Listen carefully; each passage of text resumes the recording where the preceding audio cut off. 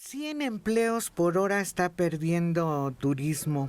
Será el sector que más padecerá los estragos del COVID-19, porque esos son los empleos que se están perdiendo en la industria llamada sin chimeneas. Esto por las restricciones a la movilidad para reducir los efectos del virus, sumado a la recesión económica mundial y al componente psicológico que retrasa la forma en que las personas vuelvan a viajar.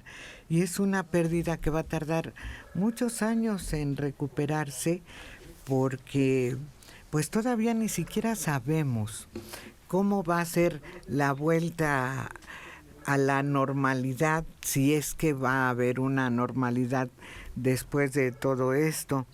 Está perdiendo el sector una cuarta parte de sus empleados y se van a quedar con muy pocos, y eso no solo es una pérdida para el sector, sino que muchos hogares van a tener un decremento económico importante.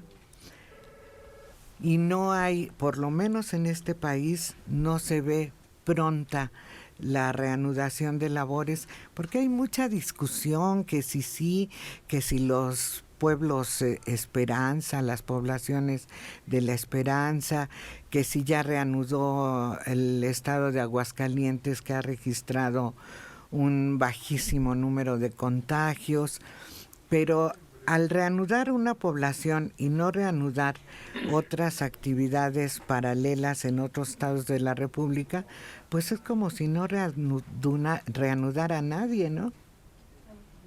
Pues sí, porque por un lado, la población misma que integraría este contingente de turistas, pues ha dejado de recibir ingresos durante un largo periodo. Entonces va a tener mucho menos que gastar en una actividad turística, suponiendo que las cosas alcancen un cierto nivel de apertura que permita ocupar hoteles, por ejemplo, y volver a usar las playas y otras zonas donde pues normalmente van los turistas de ciertos recursos.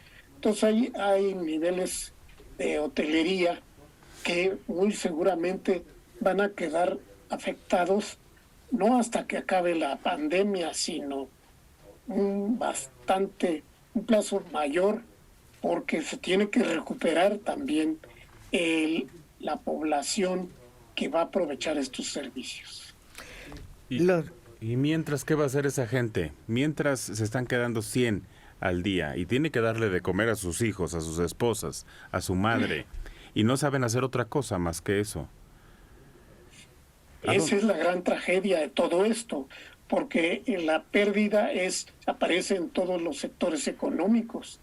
Entonces, se necesitaría una especie de enorme fondo revolvente que permitiera, por un lado, compensar las pérdidas en cada sector, pero no hay en este país un fondo o una cantidad tal en todo el presupuesto y en todo previsible para este año y otros años. Estados Unidos lo puede hacer porque Estados Unidos puede entrar en déficit, no le importa. Entonces se informó que el déficit en este momento va en alrededor de 90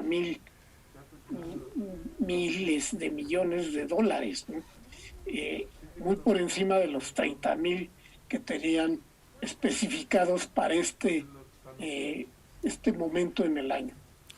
Quizás sea el sector más castigado, porque un centro de investigación y competitividad turística señala que la pérdida en México en este año, será de 1.6 millones de pesos, alrededor de 170 millones de pesos cada hora, y que con ese dinero se podrían construir casi 11 trenes Maya y 8 refinerías de 2 bocas.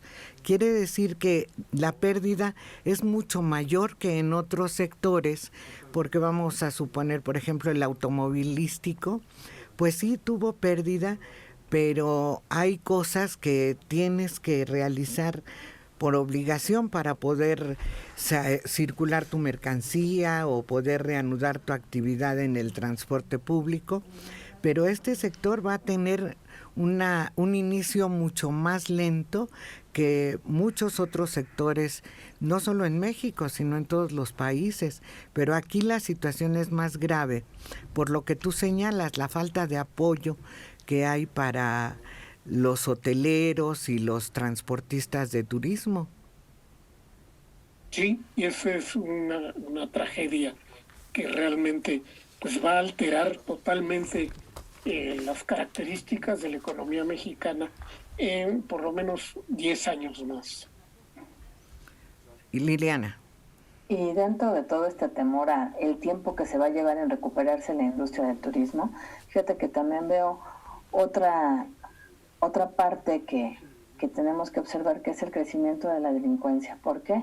Porque si alrededor de todas estas actividades hay unos pasos muy lentos para que vuelvan a seguir adelante, durante todo ese tiempo en donde no exista un apoyo económico, en donde no exista un crédito, en donde alrededor hay todo ese comercio informal que además no pertenece a ningún registro que lleve el gobierno en donde se les pudiera dar apoyo a estas personas, toda esta gente, así como veíamos ahorita lo de la caseta, de que se agarran de alguna parte donde se pueda obtener dinero, va a buscar ese tipo de actividades en donde se sienta con el derecho de delinquir para comer y que no se le deba de hacer nada.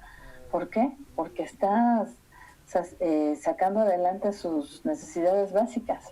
Y si no hay otro modo de apoyarlos, de ayudarlos, como que se justifica de alguna manera, no digo que sea lo correcto, claro, pero buscan como que esas formas de hacerse de bienes, de hacerse de recursos para subsistir.